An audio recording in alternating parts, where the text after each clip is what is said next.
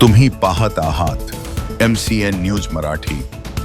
बुलढाणा जिल्ह्याच्या जळगाव जामोद तालुक्यातील मौजे वायाळ येथे 100 विद्यार्थी क्षमतेचे शासकीय आयुर्वेद महाविद्यालय व 100 खाटांचे संलग्नित रुग्णालय सन 2024 मध्ये मंजूर करण्यात आले आहे।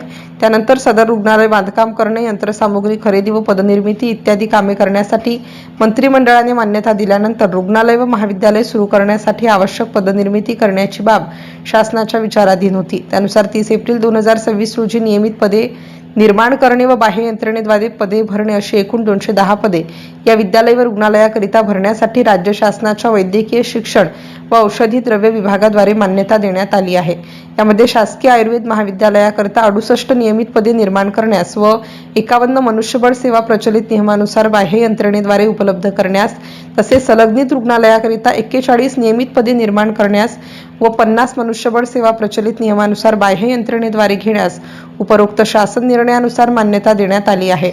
यामध्ये गट अ, ब, क नियमित श्रेणीतील एकूण 68 नियमित पदे भरली जाणार आहेत, तर गट क बाह्य यंत्रणेद्वारे आणि गट ड श्रेणीतील एकूण 51 पदे महाविद्यालयात एकूण 3 टप्प्यात भरली जाणार आहेत। तसेच आयुर्वेद रुग्णालयाकरिता गट अ, ब आणि क राजपत्रित अशी नियमित एकूण 41 पदे भरली जाणार असून त्याबरोबर डॉक्टर गट क आणि ड या श्रेणीतील एकूण 50 पदे ही बाह्य यंत्रणेद्वारे भरण्यात येणार असल्याची माहिती जळगाव जामोद विधानसभा मतदारसंघाचे आमदार डॉक्टर संजय कुटे यांनी दिली आहे। MCN न्यूज मराठीकरिता रवींद्र शिरस्कार, जळगाव।